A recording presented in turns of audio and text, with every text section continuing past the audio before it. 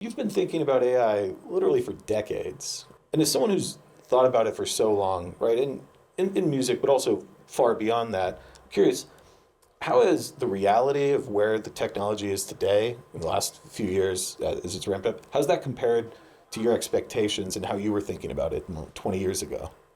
20 years ago, the theory of what it's going to do was exciting enough to get in the fold, so that I can have a hand in putting teams together to execute some of those theories. Right.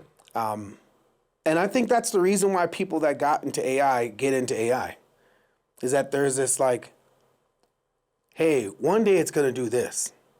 Right. Like the math tells us that compute is going to be able to do this. Like AGI, it's not here.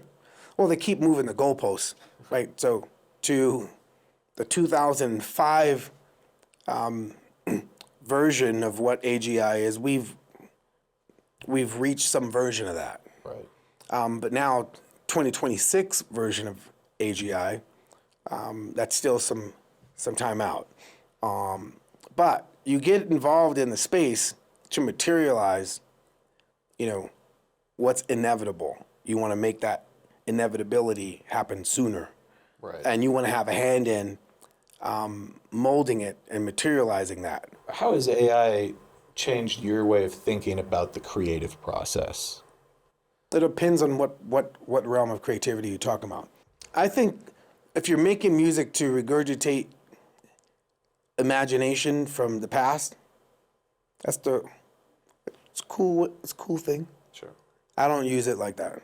Right. How do you use it? I use AI I push it to come up with what is the new form of a song. Right. Not make this song. And Like what is, for example, the record. I have no musical acuity, so you have to explain. What do you mean by the new form Okay. of the song? So the recording industry changed the form of a song.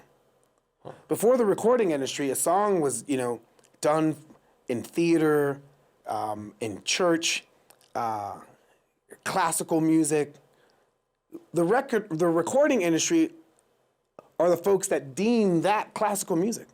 Right. Like it wasn't classical music; It's it was just music. right. But the recording industry came along, had a finite, it had limited space on what you could put on its lacquer, so you couldn't, put hours of music on it at one go. You had to split it up into 3-minute, 4-minute chunks. Right. So the recording industry changed the form of a song, the structure of a song. Verse, chorus, turnaround, chorus, outro. Right. Chorus, verse, turnaround, chorus, verse, bridge, outro. All that type of like structuring, record industry. Right. And so now here we are in AI. Oh, we just doing that again? Right. Shouldn't we be trying to like reimagine what a song actually is now? And that's the process we're in right now, is figuring out what music will look like 5, 10 No, years. right now we're just regurgitation of imagination. Right. So that's the next step. That's what you're looking at when you talk about That's the thing that's propelling me to like, ooh, let's reimagine this now. For example, what in the hell were people humming in summer of 1526? What was the communal song? I don't know, because back then, like, if you saw it at church, I guess it'd be church music, right? Yep. Whatever you heard in this magisterial building in the middle of But it nowhere. was for a different purpose, Right. It was a different purpose, a different environment, a different cultural construct as to why people sung the same song. And in 1626, 1726, 1826, there's like hundreds of years. This new form of music that's barely 100 years old, dude. And what's Not, maybe 100 plus. fundamentally, you're optimistic about this, right? And I think, from what I've read When you say this, what? about the future of the music industry and the future of recording. And let me put it this way. We don't know what it will be, right? But you seem to be excited to get there and to be at the forefront of that. Are you Well- optimistic, or are you nervous about what's coming next?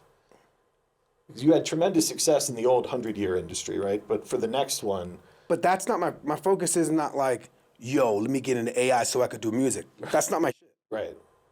I don't But you care about the music, and like you must care about this, right? You want it to succeed, I would imagine. I want it to succeed, but the value, what DSPs have done to the value of music, I've been done checked out. Right. How can a song be worth a penny? Less than that. I've been done checked out. Right.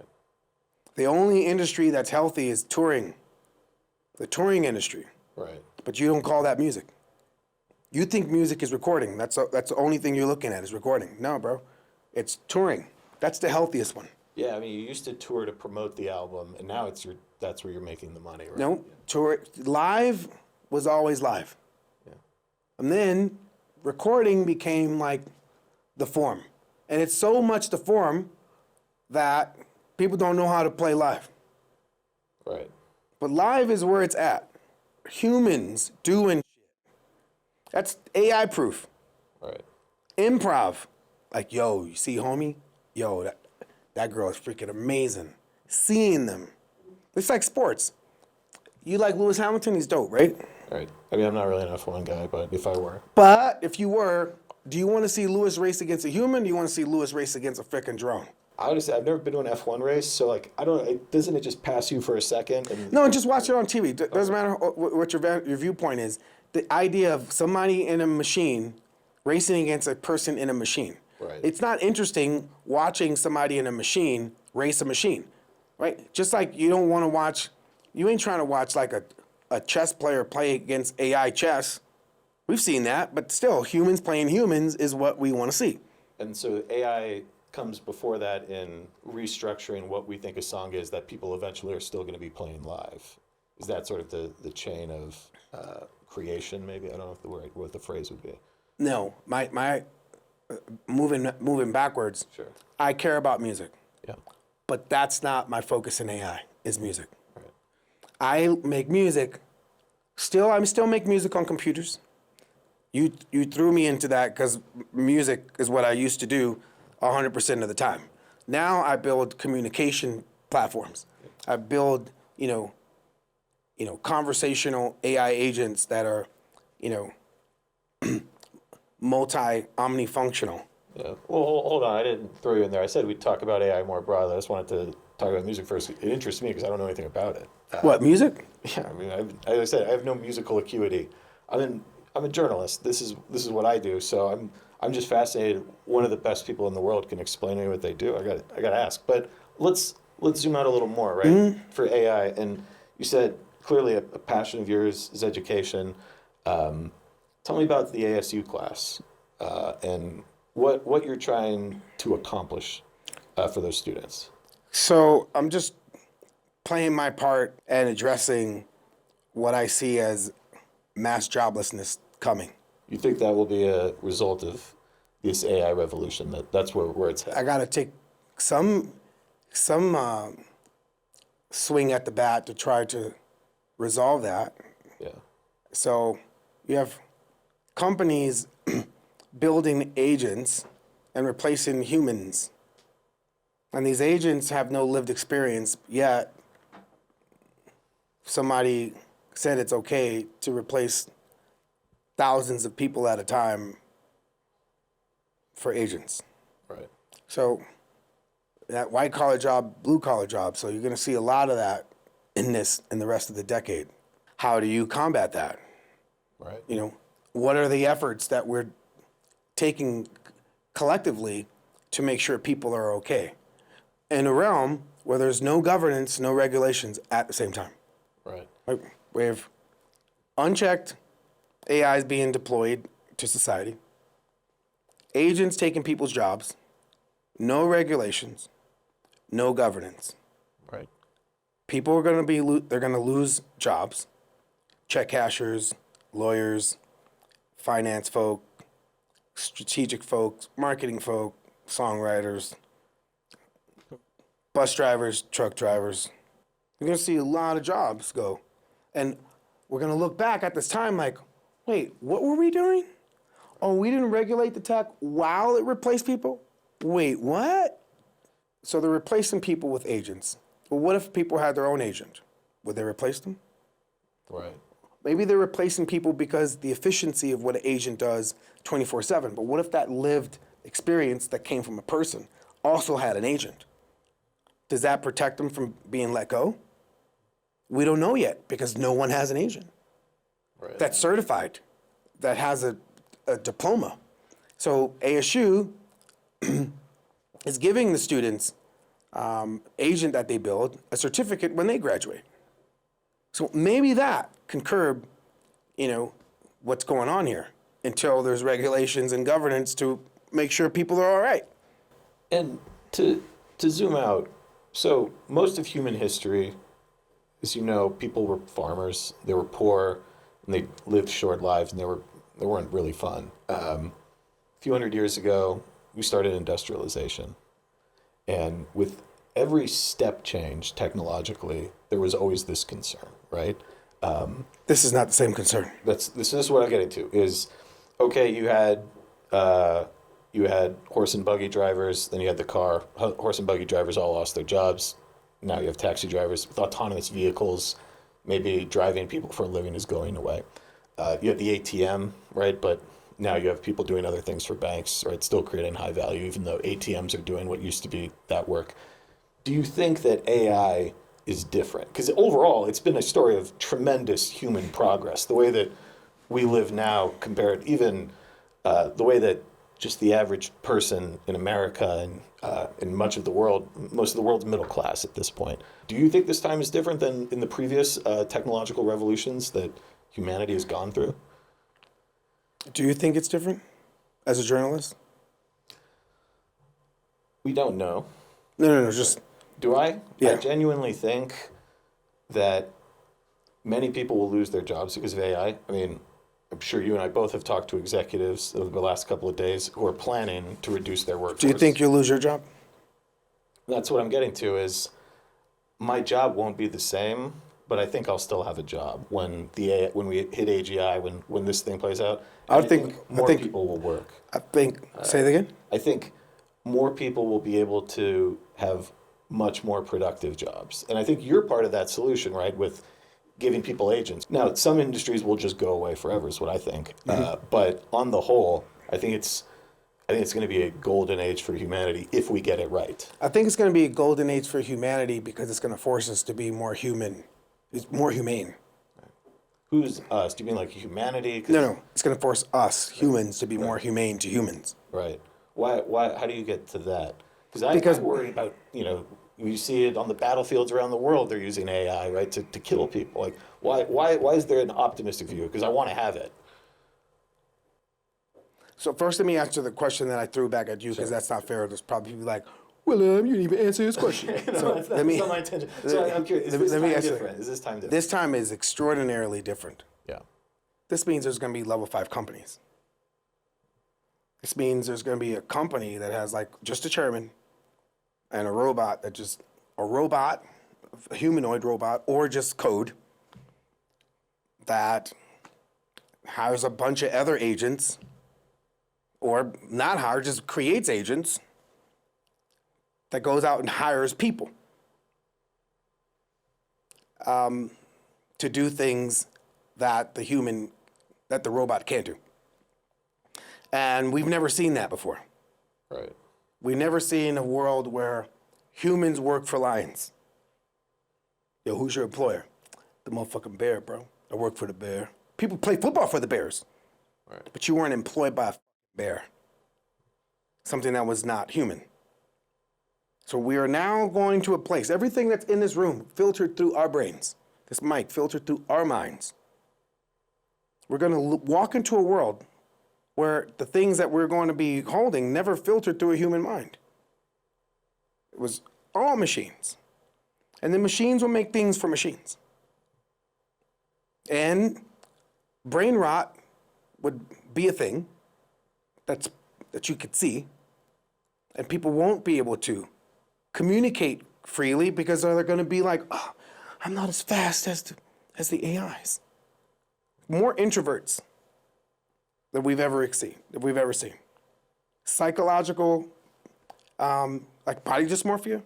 You have psychological conversational dysmorphia because they don't feel like they're fast enough the way the AI is answering. You're already starting to see it in relationships.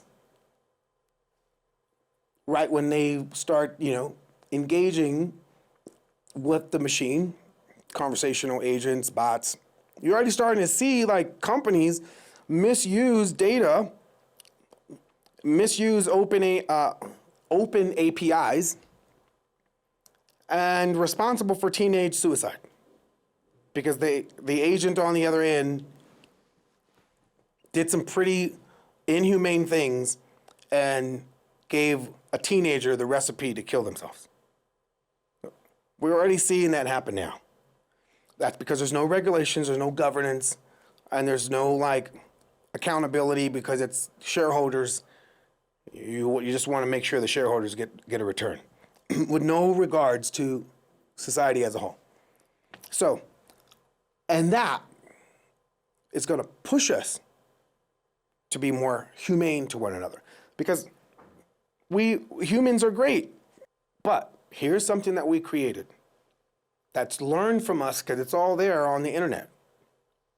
The things that we do to one another.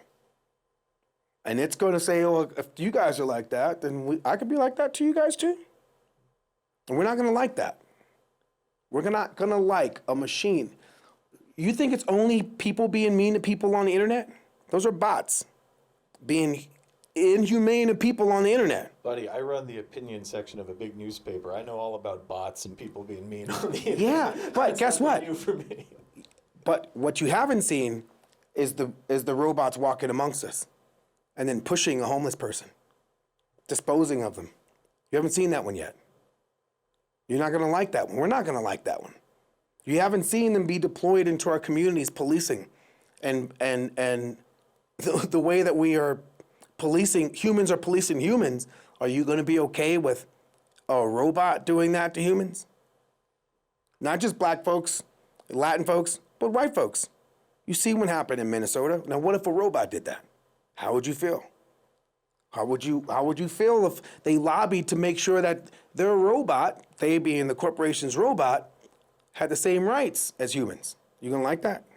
Well, this is far different than anything that we've ever seen before. This is a whole new kit and caboodle. And I respect that you stay out of politics, like you said, that's not what you're here for, but regulation, that's a DC thing, right? That's a state capital thing.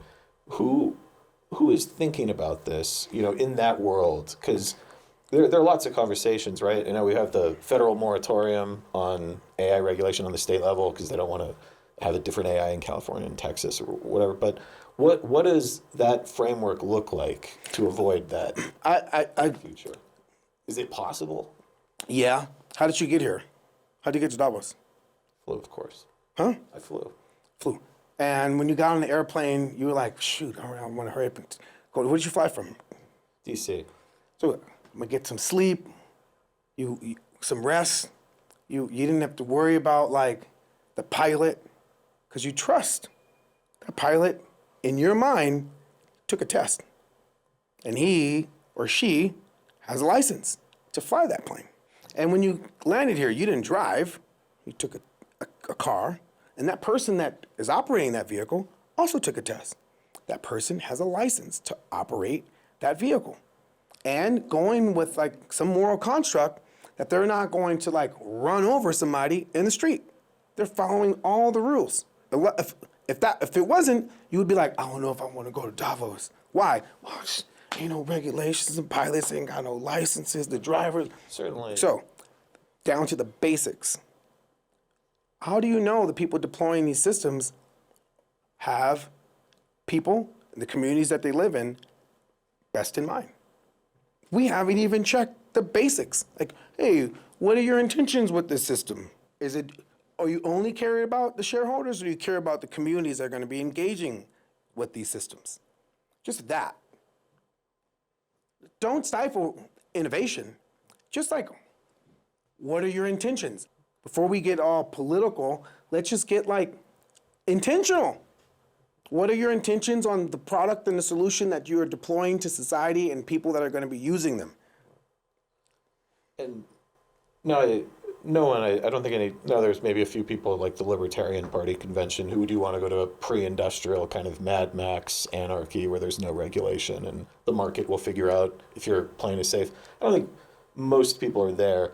It's just a question of to what degree do you regulate, right? And here in Europe, they're a regulatory superpower. They often say, but they don't really innovate in the same way that we do in America. How do you hit that balance where especially when you're looking on the other side of the world, and the Chinese are very interested in AI, and they have a very different set of values than we do. But also, there's no Google, there's no Facebook, there's no open AI. Where?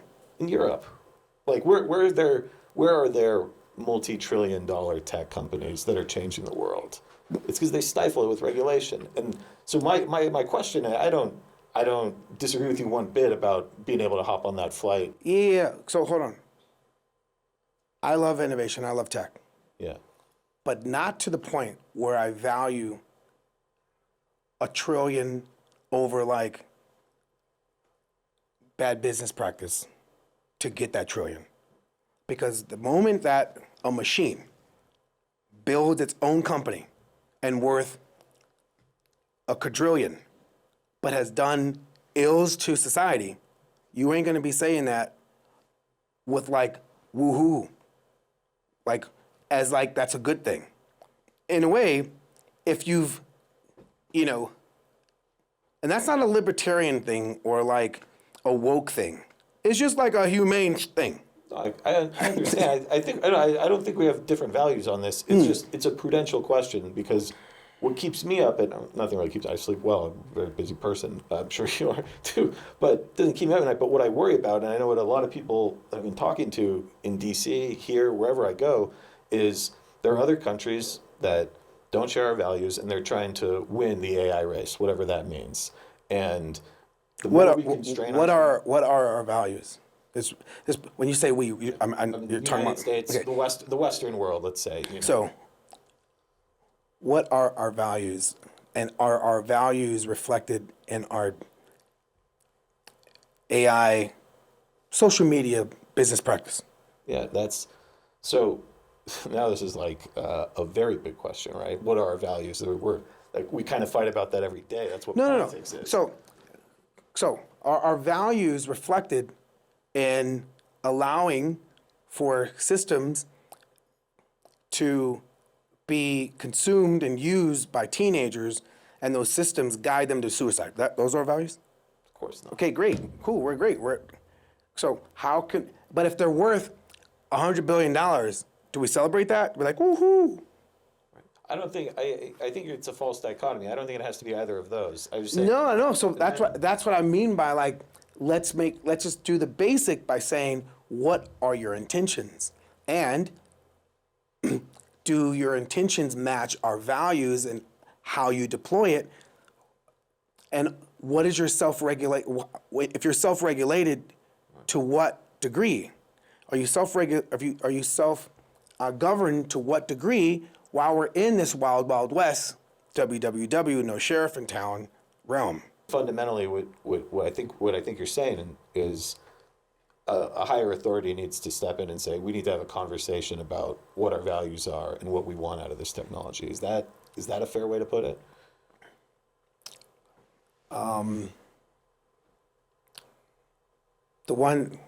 So I stumped when you said higher authority. Well, fundamentally, that's what government is. It's Yeah. the people, not higher authority like God, but government fundamentally it's the people who have a monopoly on violence. Say again?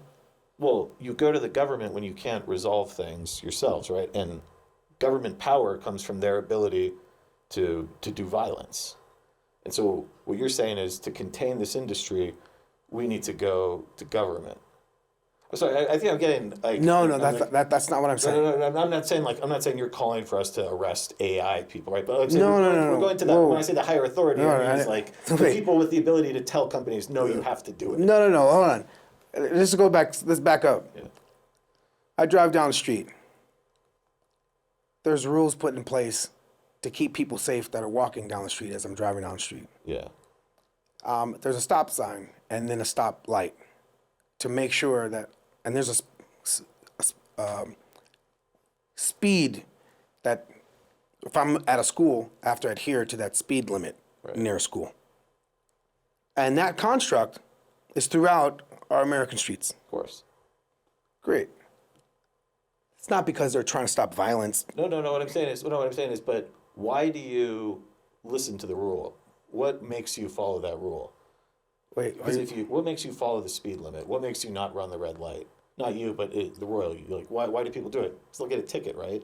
And if you get enough tickets, no. I don't think so. you don't think like. I don't think people are like, yo, let me go down, let me do this so I don't get a ticket. I think people are humane when they're behind that vehicle because they don't want to harm other people. Right. It's not because like, oh shit, I don't want to get a ticket. I just don't think people want to hurt people.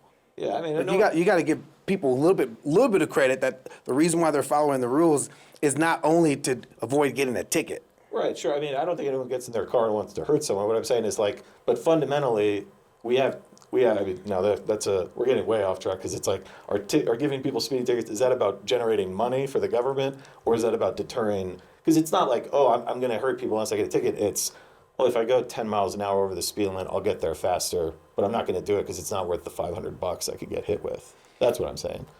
Okay, I speed. I'm not gonna sit here and say that I don't speed. I got speeding tickets. Yeah.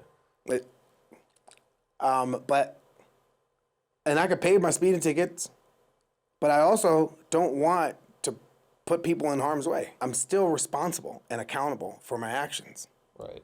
And I follow the same methodologies and systems that I deploy out into the world in the AI space.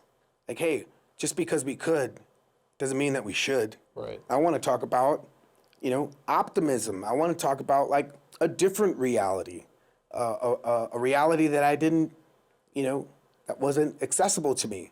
But doesn't mean I can't dream. And so even with from the simplicity of the songs I write, I could have wrote about anything, but I chose to write about where's the love. I try to write about optimism. I got a feeling tonight's gonna be different than yesterday. Hey, let's get it started. Let's do this. Hey, let's change. Keep it on the positive. Everything that I've done was always to be, purposeful, and there was no like song police. But there was a parental advisory that messed up your artwork.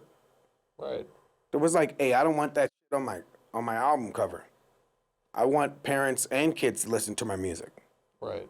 So let me change the music I write. I want to be intentional. Once again, what are your intentions? And so I want to be intentional. I want to be of service. The last question I have for you is, and because we kind of got into it, but we sort of got off on our tangent, which I really enjoyed, is fundamentally, when you see this tech up close, right, you're at the forefront here, as an investor, as a philanthropist, you clearly have a lot of concerns about it. I know it's the biggest question, but I think that's kind of where all of our digressions was really pointing at. It's, are you an optimist? The answer is yeah. And why? Because humanity is awesome. We have our issues, but we always come out all right. We've had our problems in the past. But humanity, on the greater part, humanity is great. There's been something creating before AI, and we were inspired by Mother Nature. We see dragonflies, we're like, yo, imagine we made our own, and helicopters. It takes off just like a dragonfly does. We see freaking falcons and eagles soaring, we're like, yo, but imagine if we made our own, out of all the species. So now we're gonna be all right. I think that's a great place to end it. I'll say, as a journalist, at the Post opinion in particular, optimism is kind of at the heart of what we do. And it's tough sometimes because if you're spending tonight in a trench in Ukraine, right, or in a not nice part of America, going through poverty, it can be tough, right? But that fundamental optimism that humans do progress. It's like it's not a straight line, right? Sometimes you have a world war, right? That there are dips, but that that's kind of at the heart of what we're trying to do in the opinion section, is make the case that like we need to figure this out, but fundamentally life's better, medical advances, what we could do with AI, and there will be challenges, but we have to get through it. And it's nice, when you're knee deep in the DC world, to get out a little bit and talk to somebody who has a fundamentally optimistic take on things, despite, you're not, it's not like you're looking away from some of the darker parts of what's happening, like you said. But Yeah. I really appreciate the perspective, and I appreciate you taking the time. This is a really great conversation. But this is the best conversation at Davos so far. To be real. I think we'll leave it there. Yeah. Thanks so much, man. Appreciate it.